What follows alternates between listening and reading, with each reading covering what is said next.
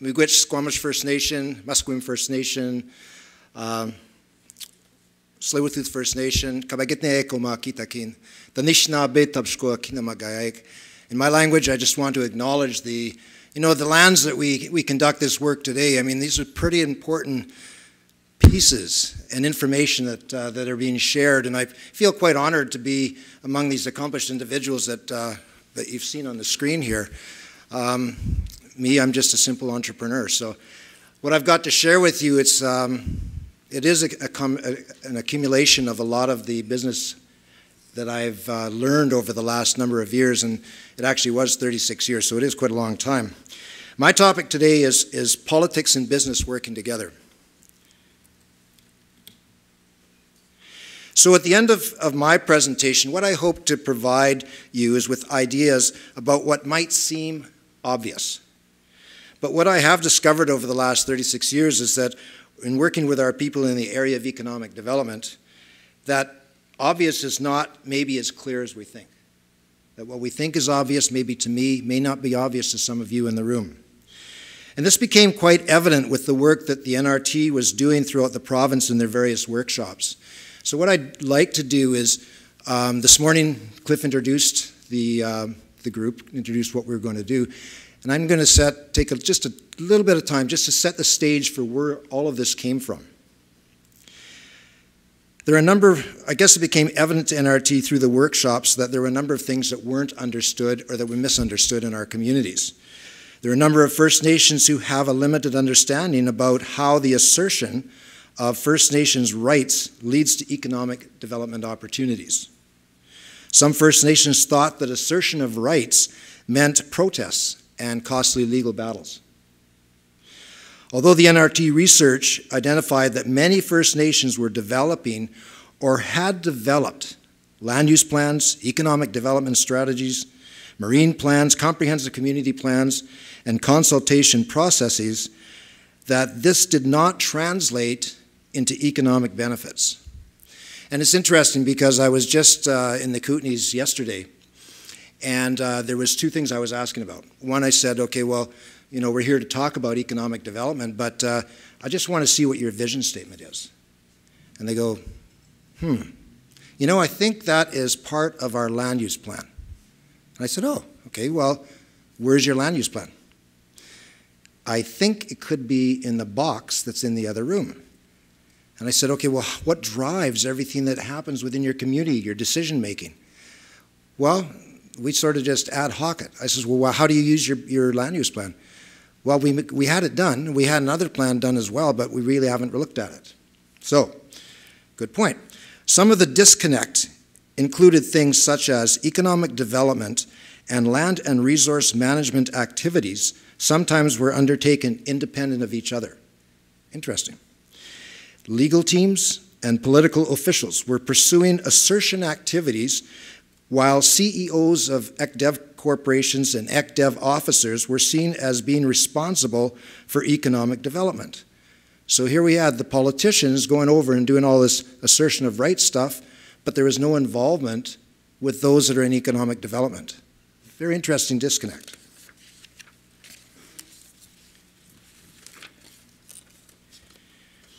Many First Nations viewed assertion activities and economic development as being the responsibility of separate and distinct parts of their organization, with no connection to each other. So, why these workshops over the next 2 days? While many nations expressed awareness of this disconnect, they expressed uncertainty as to how to bring them together. How do we do this together? How do we implement? This morning, Miles was talking about the nation building, talked about some very key things that were important to nation building. The question is, how do you actually move that forward to the next step? He gave you some very good ideas. Well, like anything, the assertion of rights is far more than simply getting elected and then jumping into assertion of our rights. There are some very clear steps that must be taken in preparation. The assertion of rights process has been distilled down from the mountain of research that had been undertaken by the New Relationship Trust over the last number of years into 6 critical steps. 6 critical steps for assertion of rights. It's kind of like you get a job they don't put you as the CEO of the corporation if you've never done anything within that corporation. There are steps that you need to take to learn how to get there. So over the next 2 days, what we're going to be talking about is the assertion of rights, and I've got a very small part of that. But I want to quickly just go over what were those 6 steps. What, over all of the research that NRT did, why did they create this forum today? Why have they created these various tools that are on their website? The first step is called prepare. It's preparing the nation to participate in the assertion process. This means operating effectively as a government and administration following the vision of the community as a whole. So yesterday when I was in that community, I asked what their vision was, and no one had a clue what their vision was. I already knew that the first step of assertion of rights is they didn't know what direction they were going. Step 2 is planning, developing and updating key documents to provide the guidance for our future actions. Documents such as the land use plans, the marine plans. The third step, engage. Engage, working with external organizations, either through consultation and accommodation processes, such as referrals or proactively approaching businesses, governments, and others to derive economic opportunities from a nation's traditional lands. Okay, so there's 3 steps. And in those steps, each one of them are absolutely critical to formulating and getting the nation prepared to assert rights. Step 4, negotiate. Negotiating the opportunities that have been assessed through the engagement process through IBAs or other legal documents. Step 5, implementation. And at the advisors level, we talked about implementation a lot. Implementation, this step for us as First Nations people is our biggest stumbling block. We just about get to the finish line, but don't cross it. Implementation refers to implementing or putting into action economic opportunities resulting from a negotiated process. Miles talked about this morning, he talked about some key steps to nation building. The first 2, who are we? Who are we as a people? Does anybody know who we are? Were we able to establish that? Where's our territory? So, and then there's one third piece. Well, the first step in planning is to ensure that people that you're going to be dealing with know who the heck you are, what you stand for. You're telling them where you came from and the guests that they are within your traditional territory. Step 5, evaluate this step as the continuous evaluation, or step 6, pardon me, is evaluating and seeing where you're at, looking in the rearview mirror and looking at your IBA agreements, looking at other agreements to see how effective they've been. What things do we need to change? What things can we modify? What other opportunities come out of what we've already negotiated? So those are the 6 steps of assertion of rights for economic benefit. And that is the reason this forum is taking 2 days. Because over this 2 days, each one of those steps, although not identified, are being spoken about. So with this, as my introduction spiel, I'm going to share with you what might seem the obvious. But if truly put into practice, if you're not already doing so, will move your nation light years ahead.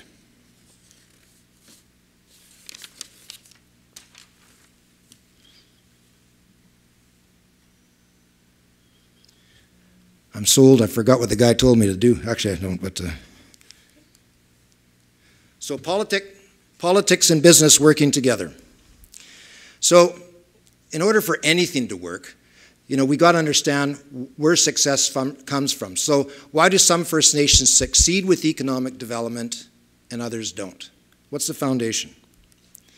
So our leadership, whoever's chiefs or councils within this room, we all suffer from the same problems. We've got difficult social problems to solve. How do we ensure that people understand our culture? How do we ensure that our culture stays with our community? How do we build productive economies? How do we manage our lands and resources? Effectively manage social programs and other programs? Build relationships with other governments? And most recently, determine how to leverage economic opportunity from industry.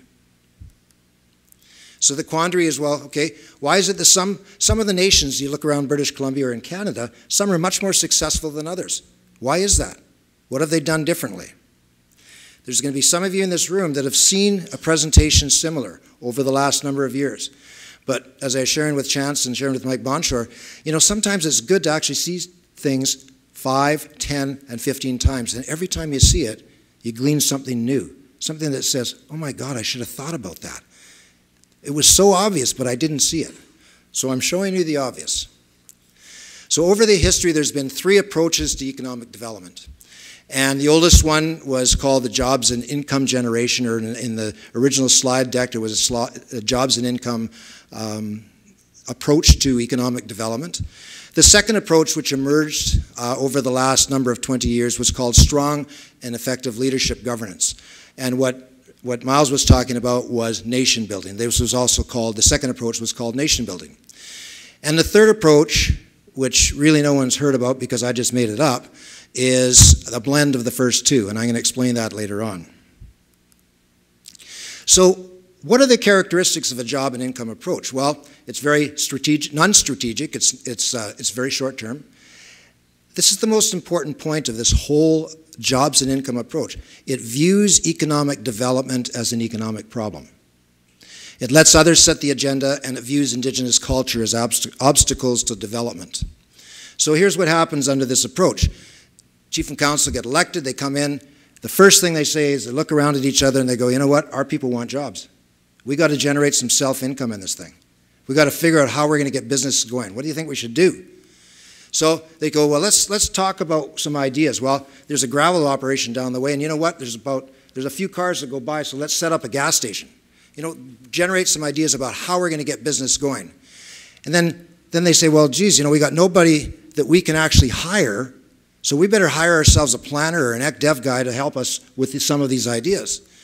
And then the next thing is, well, we don't have any of our own money, so how are we going to get money? Well, let's go to New Relationship Trust. Let's talk to All Nations Trust or whomever to get a grant. Start a business, any business, and then we hand out sometimes jobs to people that help vote us in, maybe our relatives, maybe our brothers and our sisters. And guess what? We try to get another job to support that and build another business. We spend the proceeds from that, and then we've got an operational administration disaster. What happens? Everything begins to collapse.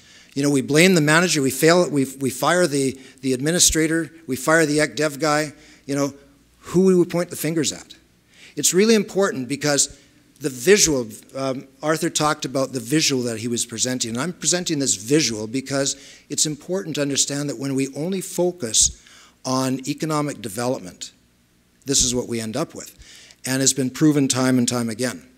So the next election comes through, those guys are out, the new group comes in, they go, those bums before us, well, they didn't do anything right, so we're going to do it the right way. We're actually going to go out and we're going to find us some ideas. Going to hire a planner and get dev guys on the go, going to get a grant, start any business, throw mud at the wall, see what businesses actually stick. And we got operational administration, we get failed businesses. We got a political mess.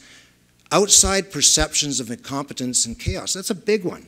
Because when we're starting to deal with government, we're starting to talk about how we're going to do business together. The last thing we want is the BC Hydros of the world or the province of British Columbia to say, well, actually, we're dealing with these guys, but they're incompetent. And continuing poverty. That's the results of this approach. So the second approach, governance as a means of economic development. So the perception of the problem is exactly the same. We don't have enough employment. Someone talked earlier today about 60%, 70% unemployment in their communities. We see that all the time throughout the province, and I work in a number of different communities throughout the province, and it's so disheartening to go in and find that there's such disparity in our communities. Was it that bad, or did I hit the wrong button? Yeah, I think so. Oh my God, I'm up already. Computer's dead. The computer's dead? Yep, I can throw you a slideshow up on the top. So you'll use that remote, and you'll see the slideshow in a second. Okay, is it going to be up there as well? Well, hopefully that is an indication. You guys didn't pull the plug, did you? Yeah.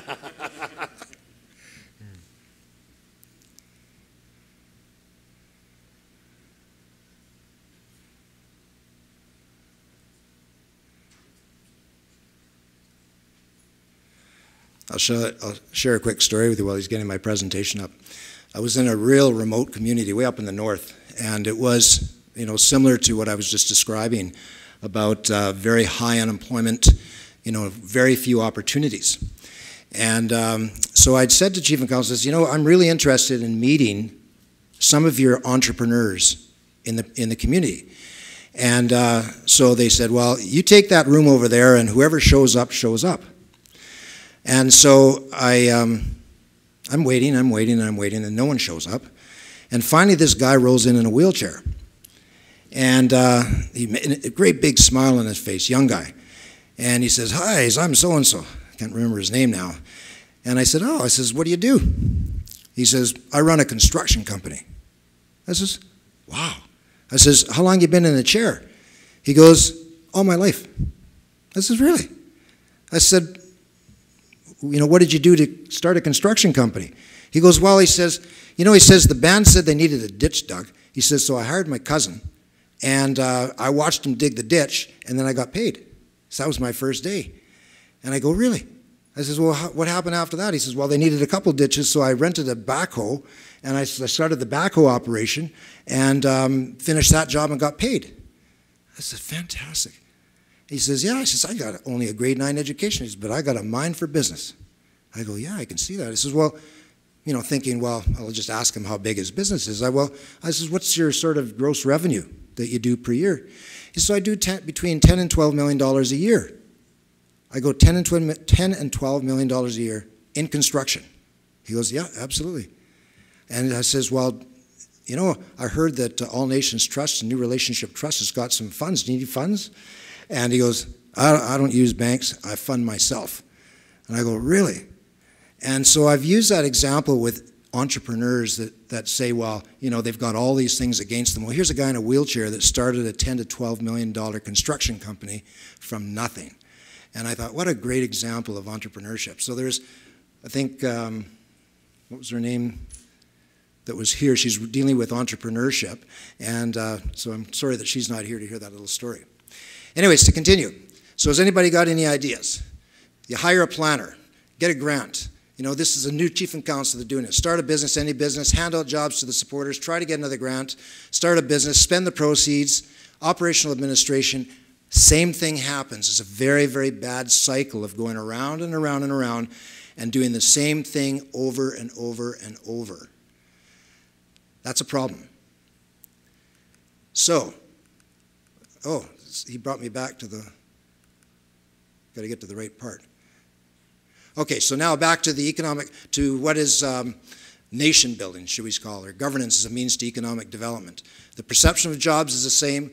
The solution is more long-term and comprehensive, and in essence, it's to put in place an environment in which people want to invest.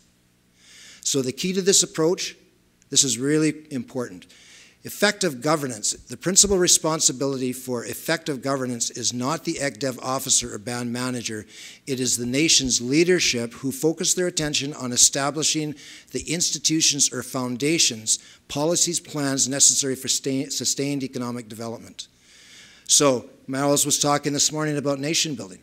Jurisdiction, taking control, letting those around you, letting industry know who you are, ensuring that you're just not looking at INAC for your solutions. You're finding your own solutions, but jurisdictional control over your traditional territory. Johnny in the back was talking about the problems of fee simple land, or someone else was as well, and how you use that. Other thing, effective institutions of self-government. They have to be stable and fair. Cultural match is matching First Nations ideas with authority, legitimacy with our members. Strategic orientation. This is a big one, because in many cases in our communities, what we are is we're reactive rather than proactive.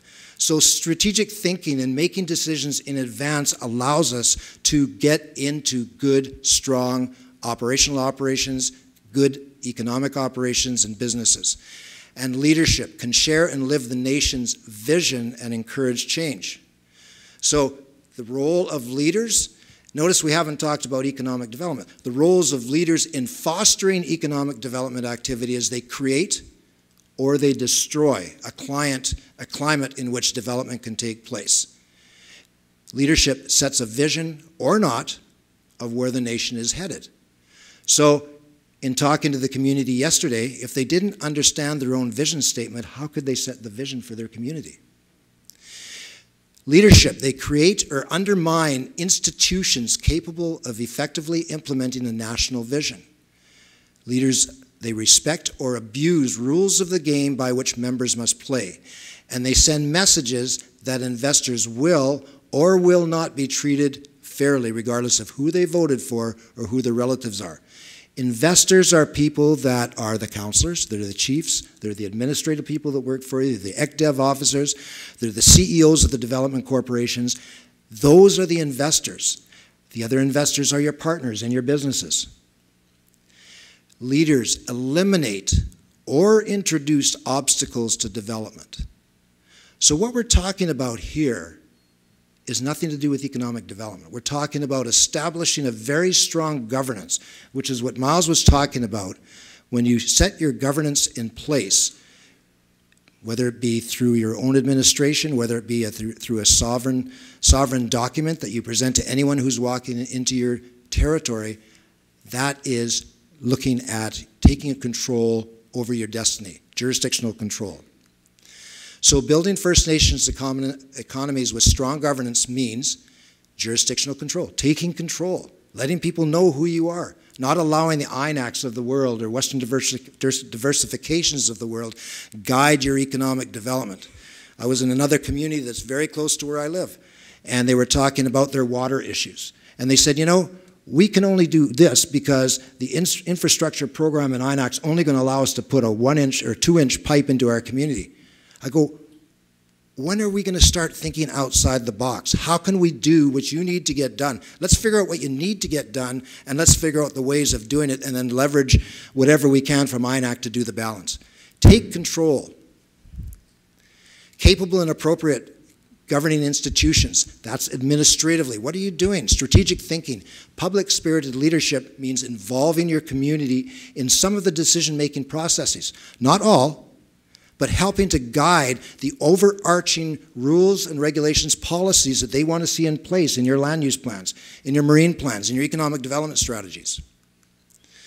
Building First Nations economy means providing stability, fairness, and efficiency. That's so critical, because how many communities do we know when leadership changes, everyone's fearing for their jobs? The chief and council are doing, you know, favors for those within the community. No one's following the rules. By building a strong nation, you attract investors, especially your own citizens. We were talking about talent and capacity building. Arthur was talking about capacity building.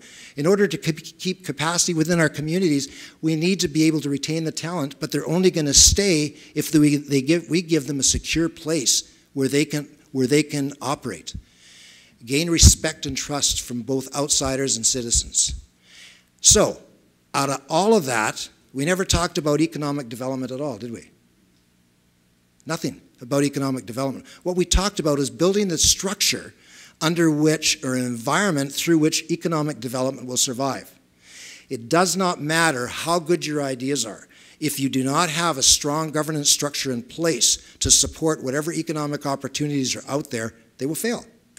They will fail because of no fairness, rules not followed. So strong leadership governance is a strategy for the revitalization of communities, economy, health, culture, and families. Results of good governance get effective access and use of resources. We talked about fee simple lands. The gentleman up there with the blue shirt on talked about we need to have access to our lands. Well, part of what Miles was talking about was we can talk about things, but what are we going to do about them? So it's more to do with actually taking action, putting in plans in place, stating what we want to have happen, and then follow through with it. If we want to have those fee simple lands as part of what we want as far as our community, how are we going to get them? It might be we have to buy them, but at least we'll have some strategy to be able to look at that. Good governance increases chances of sustained and self-determined economic development, a more effective defense of jurisdiction, of taking control. And then what we end up doing is what Miles was talking about, building societies, not just economies that work. The third approach, no one's heard about this approach because I've just experienced this approach, is there's people that say, there's First Nations that say, you know what, jobs and income approach doesn't work. That's great. So what we're going to do is we're going to do the nation building thing. We're going to follow through with all the things that we want to follow through with and make sure we've got structures in place, economic structures that are separate from our leadership structures. And then what happens is they revert back to the jobs and income and say, but you know what, I'm not sure they know what they're talking about. So maybe what we should do is chief and council should take over the economic development again. We should probably drive economic development. And we end up micromanaging administration, we micromanage economic development, taking control of administrative decisions, negotiating deals when we have no idea of how to negotiate an economic deal. I was with a First Nation way up north, and I was a very young chief and council. They were the ones that had hired lawyers that were not business lawyers to negotiate economic deals. Why would you hire a legal firm that has no experience in business negotiate a deal? How are they going to figure out what a deal is?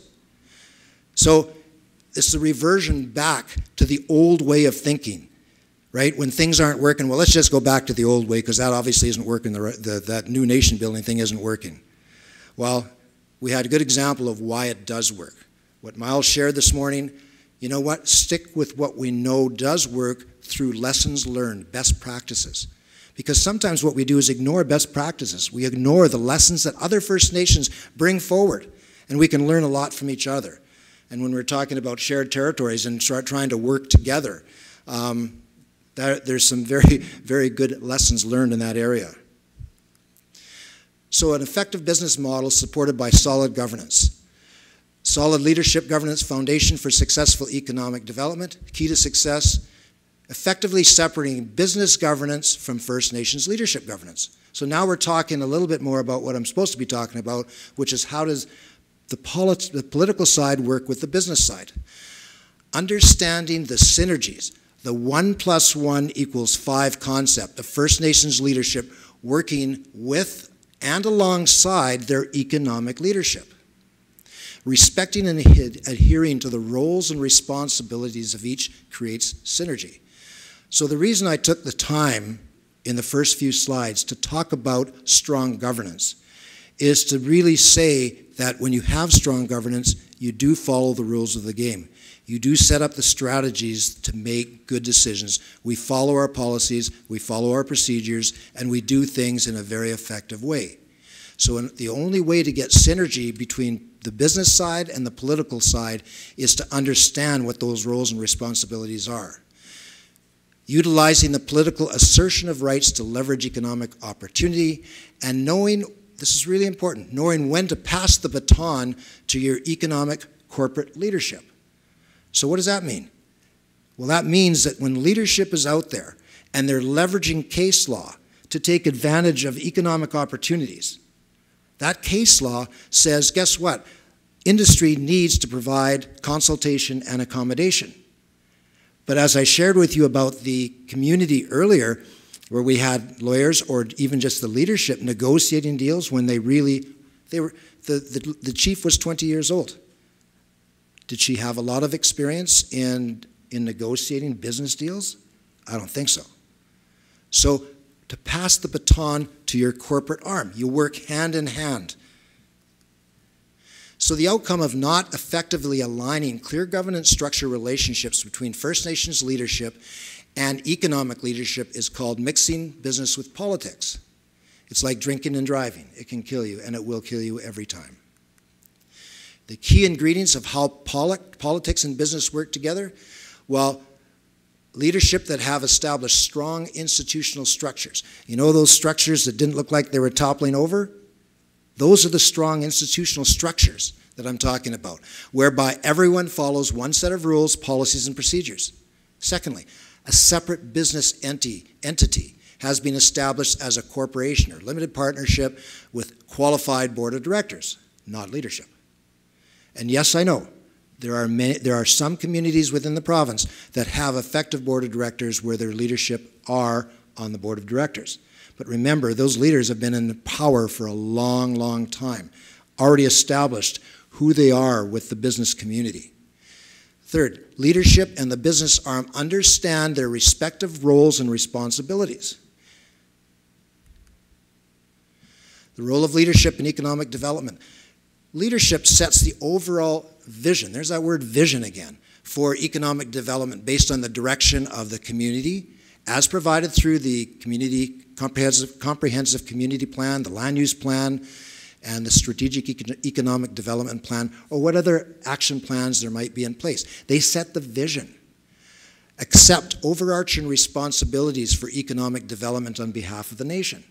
That means that, yes, there's going to be a separate corporation, but leadership still provides the overall direction. And when government looks at economic development, they look first at the leadership. Understand the case law that supports assertion of rights and how this equates to economic benefit. This is important. Leadership needs to understand what that case law says. What does it afford them in terms of being able to leverage economic opportunity? Creating the synergy. Chief and council, here's how you work together. This is the key. Yes, it's all up here in print, and it's probably it's harder to put in practice. But it's just, conceptually we can see how it works, then that's how we then put the action items in place to be able to ensure that we can do this. So, the chief and council can communicate with the CEO of the development corporation on existing or upcoming referrals, on contact made by industry wanting to do business within our traditional territory. They're working with the CEO to provide the information. They devise a strategy with the CEO on key elements for negotiation to maximize economic benefit. It's not the chief and council that are figuring out what the business side is, it's the CEO working with the leadership to figure out what those economic benefits are. If you got a strong CEO, a business person that's in place, guess what? They're going to know business. You know, those guys can turn over rocks and figure out where there's economic opportunities. Yesterday when I was in that other community, they said, well, they had a potential mine in their community. And I said, well, what sorts of things are you looking at? What opportunities? So one of the councillors says, well, what we're looking for is brown faces in the seats of those loaders. I says, oh. Anything else? That's it. I go, okay, so what about the economic opportunities, the assertion of rights that come out of this opportunity? They go, well, yeah, we hadn't quite thought about that yet, but that's what we were thinking about. I go, well, okay, what about individual entrepreneurs that can own the trucks that provide contracts? What about your potential equity ownership in that mine? What about the taxation on that? I mean, there was a whole plethora of opportunities that they hadn't even thought about. So working with the leadership, the CEO works with the leadership to provide those opportunities. And then when they figure out, when the leadership has finally said to government or to industry, here's where we believe our opportunities are, the CEO says, yeah, let's go here, here, and here with that. The baton is passed. The CEO and the business team negotiate. The CEO and their business team negotiate the business resulting from leadership asserting strategic political influence. Really important. I said I was going to share the obvious, and probably some of you are thinking, this is obvious, but it's very difficult to put in practice sometimes. Other responsibilities of chief and council regarding economic development. Select a highly qualified board of directors, either directly or through the trustees that may hold the shares of the corporation in trust. A qualified board of directors. I've had many communities say, we're going to select our board of directors from our community. I go, well, that's great. You've got very qualified business people within your community? Nope, but I think we should have board of directors from the community. I go, well, how does that benefit where you want to go with your corporation? If you don't put qualified people who can help guide the direction of the corporation, again, you're setting up for failure. set laws, regulations, policies, and guidelines that businesses must follow. Understand the ECDEV annual business plan. This is the responsibilities of chief and council, so they need to understand what's happening. Ensure there is community involvement in the economic strategy planning process. Now, there are some communities that say, okay, so what we're going to do is every economic opportunity that comes forward, we're going to go to the community and say, what do you think? So how many people think that's actually a real effective way of doing things? Well, I see a lot of people shaking their heads. But there are communities that do that.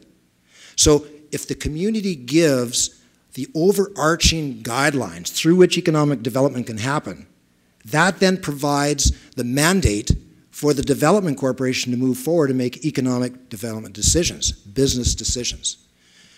Evaluate the achievements of the ECDEV through quarterly reports and AGM presentations. Very important for the business, the arm of the nation, to report back to the community, because the community are the shareholders. And then set the guidelines for the use of surplus cash provided by ECDEV to the nation. So somebody might say, well, what's surplus cash? I can't even say that, surplus cash. Surplus cash is this. Let's say you've got 5 businesses, and those 5 businesses spin off $500,000 in profit. But the CEO and the board of directors put together a business plan that says, okay, of that $500,000, we want to use $200,000 for an investment in a piece of land that we believe is going to provide economic opportunity in about 5 years because of real estate development. And so we're not talking about the profit. We're talking about what's left after the planning under economic development is left, surplus cash. That surplus cash then goes to the community. And at the community level, the leadership then, it's really important to not just take that surplus cash and drop it into general revenue. Let's pay off our housing debt because we've been on the freeze list for 5 years. You know, that's not the way it works. Surplus cash means that you actually dedicate certain amounts of cash, whether it be 5% to education, 6% to social programs, 10% to health. There's a plan in place that is provided and determined through consultation with the community. The community helps to determine that. So notice, the community is involved in the economic strategic planning process. They're involved in how the excess cash is working.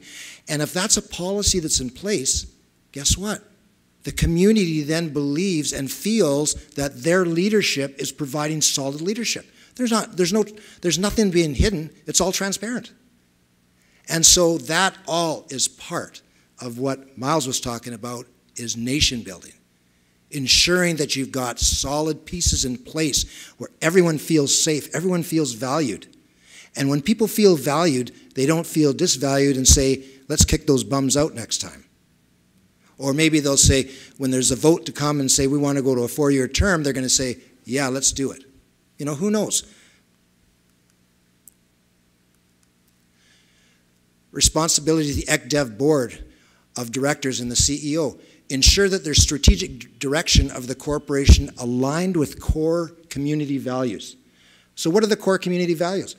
Well, they've already been laid out in your land use plan, comprehensive community plan. It's very clear. The community was already involved in bringing those things forward.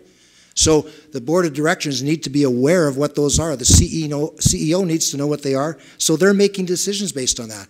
And they can be called on it because, remember, at the end of the day, the board of directors reports to trustees who reports to chief and council. Okay, that's the way it works. Make decisions that are in the best interests of the community or the development corporation. The board of directors hire a qualified CEO. The CEO reports directly to the board of directors. Again, another community I was in. The band manager couldn't figure out why the CEO wasn't reporting to her. I go, okay, do you know what your corporate governance is? She goes, well, yeah, I report to chief and council. I says, well, who do you think runs your development corporation? She says, well, a board of directors. I said, well, why would the CEO report to you? You're dealing with operational issues at the administrative level, and the board of directors are dealing with business. So remember earlier on I talked about that third, not jobs and income, not nation building, it was a combination of two. Well, that's where it was, where they were reverting back to the old system. CEO oversees the daily operations of the corporation. Work with leadership on identification of economic opportunities. Now, what's really interesting is that there's a lot of communities that say, well, those guys over there are the corporation and we're over here. And we make decisions, but we have no idea what they're doing. There is a very classic situation of an us and them, not understanding that the two of them together create synergy. The two of them apart, that's when you get rogue development corporations, when you're not working together. Rogue development corporations are ones that just want to create profit but don't want to turn anything back to the community. Evaluate potential opportunities against economic development strategic priorities. That's what the CEO does. Assist Chief and Council with economic opportunity identification to help guide political negotiations. Provide the economic perspective for Chief and Council. And strategize with Chief and Council as to how to best leverage the economic opportunities. That's what, just restating what I've been saying. So how business and politics work together?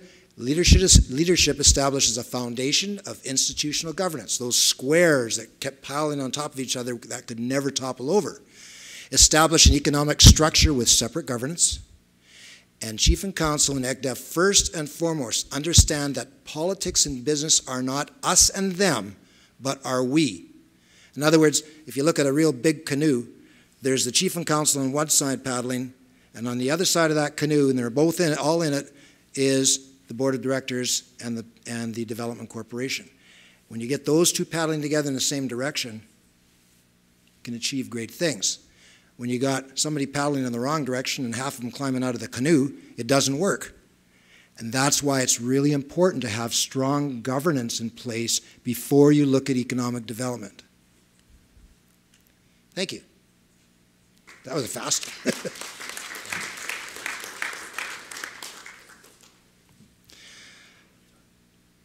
So I think I did it in time. Michelle? Thanks, Brian. I just have one major question, I think. So I, like you, work with a lot of communities, and I see myself very much in some of your presentation. But I have one question, and I think many of us that work in the field probably struggle with how to answer this best for our clients. And that is, at what time, if we have a corporation, a development corporation, what is the threshold of earnings we have to have or see, or return on investment, before we get a CEO? So I say that because there's lots of development corporations, and they might make under, they might be between the $50,000 and $100,000 range, and then anywhere up to the billions, and in the billion I can see it. But I need to, have you got any advice for us around that? That's interesting. That was a question that came up yesterday. Yes. When a development corporation is first starting out, it is very difficult to hire a CEO at $150,000, $175,000 a year. And so what was happening when I first went to the community yesterday, they said, well, what we're going to do is we're going to hire an ECDEV guy for $40,000 a year. And I said, well, okay, first of all, when you're hiring somebody for $40,000 a year, and they're the ECDEV guy, and you've got all these economic opportunities out there, I kind of think you got the wrong, you need a little bit more talent than that. I says, but you can't afford to hire somebody full-time right now. And so my recommendation to them, and it has been to other communities, is that they actually contract the position. They have, and before they contract that position, and this is what I'll be working with this community on, is they actually go through, they make a listing, or they evaluate where their economic opportunities are. They prioritize which ones they want to move forward with. And then what they do is they contract this individual to very specifically deal with those specific things, so they know what their outcome is going to be, rather than just setting the guy free. And so it's a very clear understanding of what benefit would come out of the negotiation that this guy might finish off with, like what sort of return or profit they would get. And so they're not just burning money up. So that'd be my recommendation, Michelle.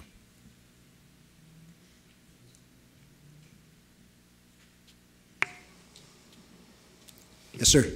Yes, Harold Elgin from Coldwater. How do you tell your chief and council that they're not the economic developer of the year when they get elected? Actually, That's a very difficult question. I got asked to go to Sudbury to answer that same question. Sudbury, Ontario. You know, things are always understood better when you use a third party to deliver the message. And to me, there's effective ways of looking at bringing in someone to facilitate a session to assist with that, because it's very difficult internally to sort of, you know, bring the message forward to your own chief and council. So I've seen where other communities have brought someone in to talk about this, maybe provided similar types of presentations that really explain why it's so important to have a separation. So I feel for you. Anyone else out there, any of my other colleagues have suggestions on that? Yes, Bert? Thank you, Brian. It's a good presentation. Just a couple of comments. First of all, I'll introduce myself. My name is Bertrand Mercer. I'm the Manager for Economic Development for Nisga'a Lisbon's government. We're based in northwestern BC, if some of you don't know where we're at. Back in 2012, we adopted a 12 to 15-year economic framework for our nation. And we had a steering committee that is comprised of the 4 Nisga'a villages, 2 urban Nisga'a societies. Caroline Hilton from Transformations was the facilitator that we brought on, because we knew we needed a facilitator. It is a good plan, and it is adopted by Nisga'a Lisbon's government executive. And then we brought it a step further. We developed a prosperity plan for the Nisga'a Nation based off the economic framework. And the prosperity plan was comprised of 11 objectives with numerous actionable items underneath each objective. But it kind of fell through the wayside, even though executive adopted it, because at the time, one of the things that we adopted out of those was to work together collectively, collaboratively, and so that we can eliminate competition. But now that we had our recent elections in 2012, but even prior to that, the 4 villages have been meeting, and they want to work together now. So, which is good, so that we can eliminate competition, so that we're not trying to run the same business in each village, 4 Nisga'a villages, because we have to really focus on our NAS area and our Nisga'a lands, because that's where we want to develop. So it is good timing. In early December, the province of BC, Chris, I think it's Bouchard or something like that, Ministry of Tourism, Ministry of Jobs, Tourism and Strategic Planning, asked me if I wanted to assist in coordinating a provincial workshop up in Nass Valley. So it took about a month, and then we held that workshop on January 11th and 12th in Luckelsap. In the past, they only held them for 1 day in each area throughout BC, but ours was for a day and a half. And the outcome that came out of it was that it kind of brought back the stuff that we worked on 4 years ago. So now that we had, in that workshop, we had 2 elected chief councillors.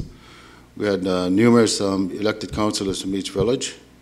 We had an entrepreneur. We had a corporation, and actually 2 corporations. One was represented by their village. And then the good thing behind it was that because we're just going through the initial phases now, that with executive and WSN, and we're happy that we had all these elected people in there, because the outcomes of that is that there is going to be full support in how we're going to move forward on our leadership, supporting economic and business development for the nation. That way we can proactively and cooperatively work together effectively, so that we can bring prosperity to our nation. So it's actually good timing for us, because this year we're preparing for budget appropriations and our work plans. And out of that workshop last week, I captured probably about 5 or 6 areas that I wanted to include in my work plan, because our work plans are from each village, society, and all our departments, they get adopted by executive, and then they go through the Wilp Sayut Nishka process end of March. It's almost like the province and the provincial government and federal government. Once these are all adopted, then we can move forward based on the approvals of these, what WSN. WSN is comprised of all the elected chief and councils from each village, the president and vice president of each of the 3 urban Nishka societies that we fund, that's based in Terrace, Prince Rupert, and Vancouver, because of our high population in those areas. But it's interesting that because when you talked about the how politics and business can work together, and so I'm hoping that this year that we follow the process that we want to follow, so that we can look at how we can move business forward. Because when you talked about the IBAs, our IBAs are so confidential that we lose out on a lot of businesses, business opportunities in there. And I think with the villages that are going to support it, I think we can take out a lot of business and move them forward out of the IBAs that are signed. Because our areas, about 2,200 square kilometers is our actual Niska lands that we own. But our Nash area that we control, it's mineral rich, is 26,000 square kilometers. Just to provide, I just wanted to provide my comments on how we're moving forward and based on your discussion. Thank you. Thanks very much, Bert.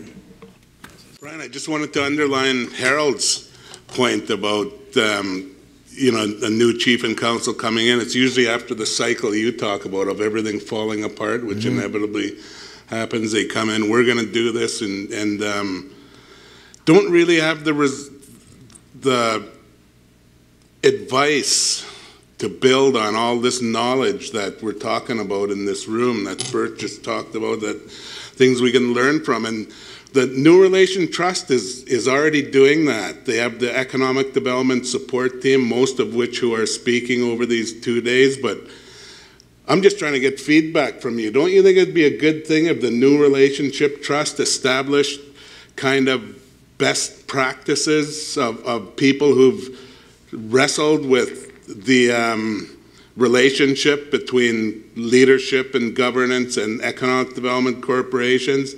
Just have that capacity experience available to them as an option. Not to say that everybody has to do the same thing or even will do the same thing, but New Relationship Trust is well positioned, already has it set up to deliver that, and should do it the best we can. And if somebody does it better, let's celebrate them and support them. But now, this is really needed. Because Brian, what you're saying is, you know, I mean, that's all of our experience in here. That's a cycle that plays out in so many communities. I know in my community, you know, you're painting a picture of what's going on there. It's kind of embarrassing. But the other piece is that I see recurring is we get on the nationhood initiative. We're all fired up. We're going to do it. But when you get to the implementation stage, it gets really tough. You know, when you're trying to do away with your own nation's values and principles, and they come up with the status quo of the Indian Act system and all the power structures that have been built up in these communities and protected and have been thwarting progress, that's a tough challenge. And I know in my work, I've seen it time and time again. And that reverting back happens. And it stops us. It stops most groups right in their tracks. Through this, through sharing this information that we're doing today, that you laid out, I think, very eloquently, that's a beginning to supporting each other in moving beyond those obstacles, because we all face them. Thank you. Thank you, Miles. Michelle, and then 2 questions up here. Thanks. And I first forgot to acknowledge the Squamish, Tsleil-Waututh, and Musqueam for allowing us to gather. And I just wanted to say my name's Michelle Corfield, and thank you for recognizing me to speak. You said my favorite word, and I work in a lot of communities, and when I know that they hear this word, they get all excited, and that's the word surplus. And when we're actually talking about business, there very few times is there truly a surplus. So I wondered if you could explain a little bit more about the importance of having policy about reinvestment into business, and how that is a little different than your ongoing monies that you would receive from INAC, and how in business the return of investment, making sure your properties are maintained and things like that. Because when community members hear surplus, they think automatically that they're getting a dividend check, and that their business is going to be doling out money. So, and in reality, it's much different. So yes. I just thought if you could explain the rationale for good policy. Yeah, the rationale for good policy. Well, remember at the board of directors level, the board of directors' expectation of their CEO is that the CEO is going to wrap a series of business plans that are provided by their business managers to her that would then wrap into one major plan. Within that plan, what it shows is what the expected investments are going to be moving forward for that particular business. So let's say it's a shellfish operation, there's a forestry operation, and there's a gallery. So those business plans would very specifically show where the reinvestment for their profit needed to go. So maybe the gallery made $50,000, but they need to use $30,000 of that for reinvestment. Now, the policy for the Development Corporation is that first and foremost, the growth of the Development Corporation is critical, because that's the success. That's the revenue that eventually will be going to the nation. So the policies around how the money could be spent is important, and it's all to do with reinvestment in business. Once it's wrapped into the main business plan, so what has happened is profits that were originally from each one of those three businesses I just described, maybe there's, I'll use the number 500,000 again, of that $500,000 of profit that represented those three businesses, $200,000 based on the policy of reinvestment and growth that are required in each one of those businesses, that guides what is going to be reused out of that cash. The remaining amount of money after the policies have been followed through and $200,000 have been clawed out of the profit to reinvest, that then is called what would be, I'll just use it, called surplus cash. When surplus cash moves from the Development Corporation to leadership, that is where the responsibilities of chief and council are to have policies in place for how the surplus cash is to be used. And the example I used before is there are some communities that immediately take the money and reinvest it into general revenue. Wrong. Policies in place would say that there's going to be certain amounts for education, and they usually use percentages. And it's set up by the community. The leadership would go forward and ask the community where they wanted this money to go. And I know my brother Chance and I would talk about this till we're blue in the face, but if there was ever a community that said all they want to do is direct distribution of surplus cash, we would just have to I mean, they'd probably kick us out after we finish saying never distribute surplus cash. And you can provide dividends, and dividends might be a maximum of 5%. So them, meaning the membership as owners in that development corporation, receive a business dividend. Business dividend, very clear when at that particular annual general meeting, when it's declared a dividend, that there's an understanding of what a dividend means. That doesn't mean they're just taking surplus cash and giving it out. They're paying the owners of the corporation. So all the policies around not only how monies are going to be used internally in the corporation, but how monies will be used external to the communication at the leadership level and at the community level are absolutely critical. So I'm not sure if I actually answered your question or not. It's okay? Thank you. I loved your presentation too, and I just wanted to say there's a cool thing that we have, and Bert kind of touched on it, is we own our land, so the assertion of our rights comes through the treaty process. And so I said to people when in 2000 and oh God, I've been home for 4 years. So 2014, we got our title. So people got title to their properties, fee simple title.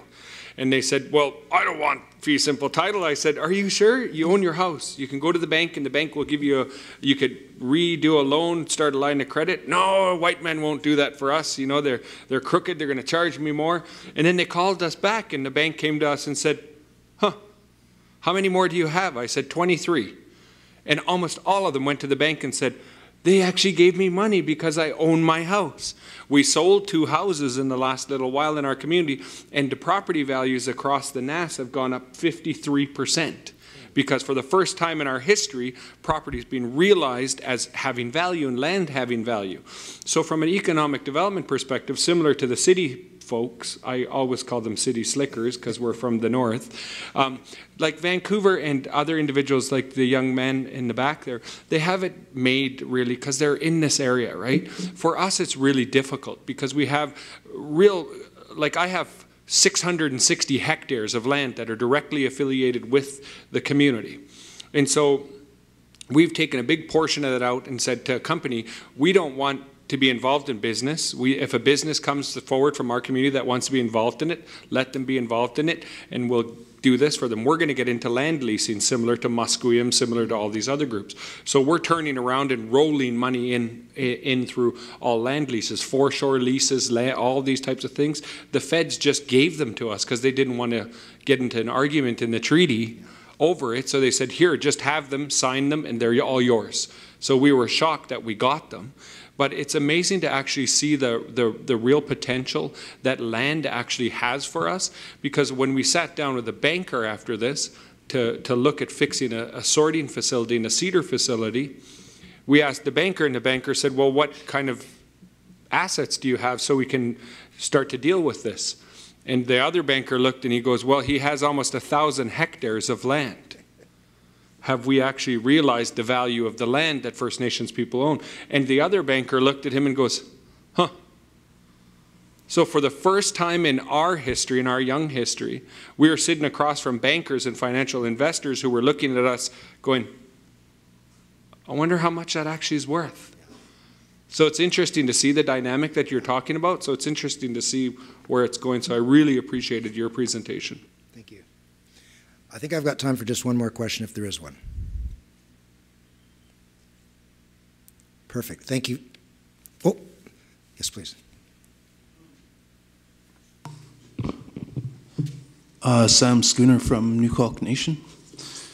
I'm just wondering about like a lot of the issues that you've been talking about, like with Chief and Council and our role as you know, to separate our boundaries between us and a development corporation. We have the